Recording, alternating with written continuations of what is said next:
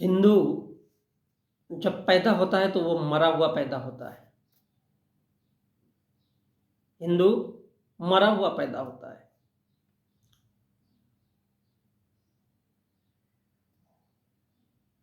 कैसे मरता है?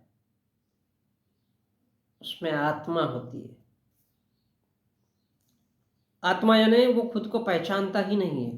किसी ने कह दिया लॉटरी लगाना है, किसी ने कह दिया पैसा आएगा, किसी ने लालच दे दिया 15 लाख आएंगे, तो धड़ाधड़ धड़ाधड़ उसकी सुन लेगा। अपने बारे में नहीं सोचता है कि उसका एक्चुअल रीजन क्या है। आत्मा यानी खुद को पहचानना, वो है ही नहीं। क्योंकि जिसके अंदर विचार ही पैदा नहीं होते, जिसके अंदर तर्क पैदा नहीं होता, जिसके अंदर सोच पैदा नहीं होती, तो वो तो मरा हुआ हुआ ना। मरा हुआ होगा वो, जिंदा कहाँ से?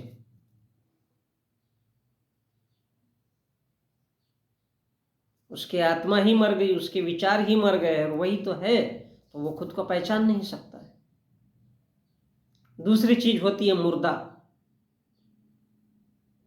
मुर्दा कभी सोचता नहीं है, क्योंकि वो मरा हुआ शरीर है, ना उसमें जान है ना कुछ है। लात मारो उसको, चाकू मार दो, कोई फर्क नहीं पड़ेगा, कोई दर्द नहीं, कोई तकलीफ नहीं।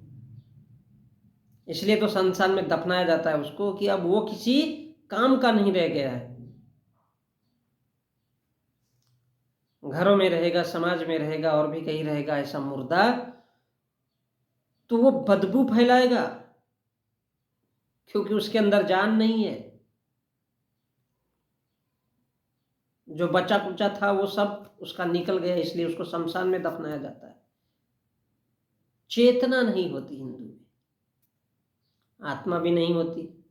वो मुर्दा स्वरूप होता है क्योंकि सोचता ही नहीं है। मुर्दे को देखा है, मुर्दे में जान ही नहीं होती, तो वो सोचेगा कहाँ से? कौन सी बातें उसके दिमाग में आएगी? और जब नहीं आएगी तो लूटने वाला उसको बड़ा आसानी से लूटेगा। चेतना ही नहीं होती उसके अंदर। फॉर एग्जाम्पल, जानवरों को लेते हैं। जानवरों को जब भूख लगती है तो वो दौड़ता है अपने खाने के लिए। जिसका जैसा जैसा खाना, कोई घास खाता है, कोई मांस खाता है, तो वो अपनी अपनी भूख के तलाश के लिए दौड़ता है। हिंदू या सनातनी यही तो है, लोगों को दौड़ाता है अपनी बुद्धि से, बल के सहारे। अंधविश्वास में झोंक देता है, बोलता है भगवान है। इंसानों की चेतना को शून्य कर देता है, उनमें जागृति ही पैदा नहीं होने देता, उनमें विचार तर्क पैदा नहीं होने देता। इस प्रकार से जकड़ के रखता है। फिर कहता है मंदिरों में लाइन लगो, जाओ मंदिरों में। और इंसान मंदिरों में जाते हैं तो चेतना भी शून्य और जागृति भी शून्य, यानी हम इंसान है कि नहीं है। जब खुद को ही नहीं पहचान पाएंगे तो हमारे अंदर तर्क, विचार, शक्ति ये कहाँ से पैदा होगी? और जब ये नहीं होगी तो हमको कोई भी बोल देगा ठीक है भैया, किसी दीवार का नाम ले लो, किसी दरवाजे का नाम ले लो, किसी खिड़की का नाम ले लो, किसी मूर्ति का नाम ले लो, किसी पंडित का नाम ले लो। इसी को नाम जप कहते हैं। किसी का भी नाम ले लो और उसको जपते रहो, मतलब बार बार बार बार बार बार दोहराते रहो।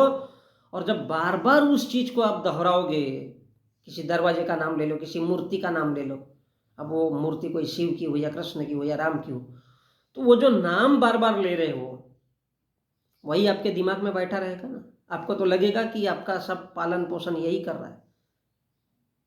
आप मेहनत, लेकिन जरा सी चेतना की आवश्यकता है, जरा सी अपने विचार और सोचने की आवश्यकता है कि यदि आप काम नहीं करोगे तो आपको खाने कौन देगा?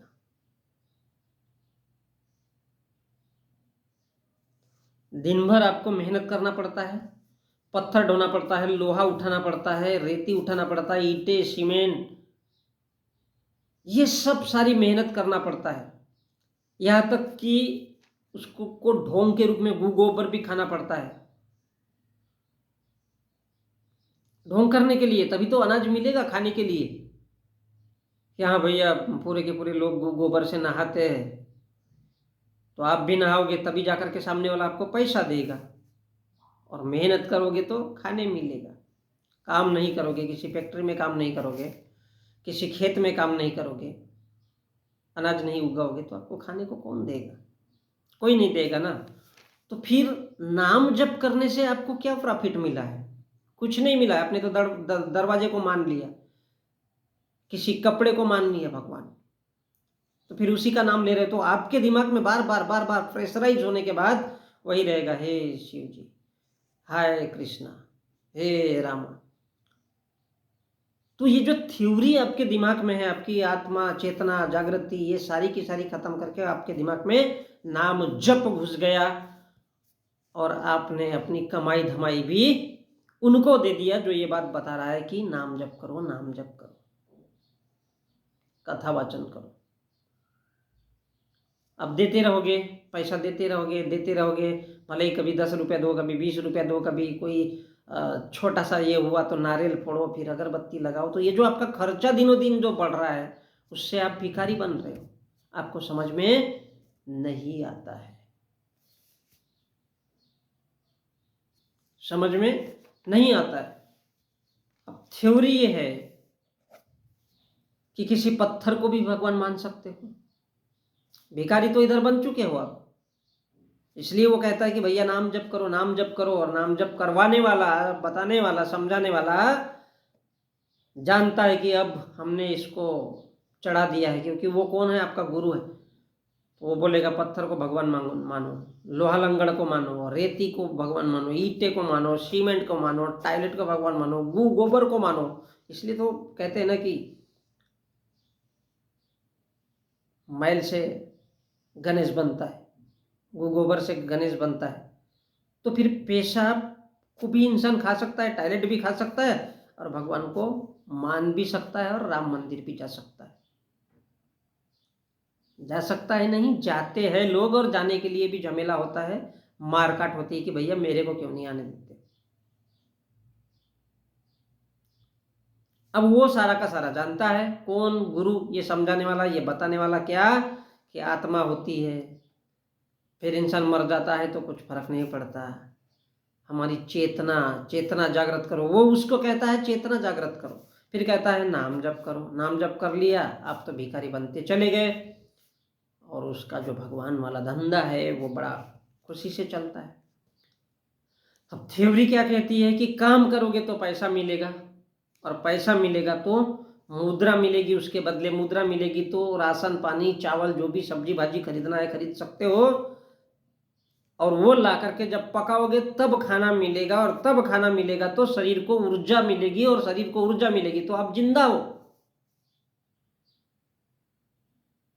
ये सिंपल सी थ्योरी कहती है, बुद्धि कहती है इंसान की। और वो क्या कहता है कि आत्मा होती है, आत्मा होती है। आप उसकी बात सुनते चले गए क्योंकि वो गुरु है, गुरु ने बताया। तो नाम जप करोगे तो फिर पत्थर, लोहा, लंगड़, रेती, ईटा, सीमेंट, दरवाजा, खिड़की, किसी को भी आप भगवान मानते चले जाओगे। ये क्या है? घिन आती है मनुष्य के मनुष्य होने पर, और दया भी आती है। गू गोबर मैला टॉयलेट भी किसी के कहने पर वो खा लेता है और उसकी पूजा करता है। और कहीं ऐसा ना हो भविष्य में कि जरूरत से ज्यादा मान लेने पर खुद के मल मूत्र को खाने पीने भी लग जाए, और खुद के मल मूत्र, गू गोबर, टॉयलेट, पेशाब को, खुद के जो हमारे शरीर से ही निकल रहा है उसको भी खाना शुरू कर दे। कौन? हमारे देश का हिंदू। इतना गिरा हुआ होता है। बस ये बात कोई पंडित कह दे, कोई गुरु कह दे, क्योंकि गुरु, गम, गांजा, हमको तो लालच चाहिए ना। किसी ने कह दिया कि 15 लाख दे देंगे तो ठीक है भैया, वोट दे दो। तो हिंदू सोच से, विचार से, भावनाओं से घृणित हो जाता है, और इतना गिर जाता है कि उसकी सोच पे दया आती है कि हिंदू इतना खुद को गिरा लेता है। बस ये बात कोई पंडित कहे कि खुद के मल मूत्र को खाना भी पवित्र ही है। अब बुद्धि क्या कहती है? अपने दिमाग से सोचो कहाँ तक सही है, गलत है।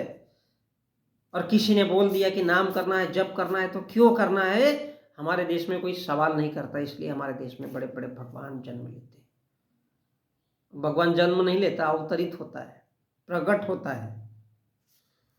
तो इसलिए होता है क्योंकि हमारे देश का हिंदू अपने दिलो दिमाग से सोचता नहीं है कि कहाँ तक कौन सी बात सही है और किस चीज पर इंसान को विश्वास करना चाहिए। और इसलिए मैं समझता हूं कि हिंदू मरा हुआ पैदा होता है। काम करोगे तो पैसा मिलेगा, पैसा मिलेगा तो मुद्रा मिलेगी, मतलब पैसा आएगा, चावल सब्जी भाजी खरीद करके अपना पेट भरोगे, शरीर को ऊर्जा मिलेगी, उस वजह से हम जिंदा है।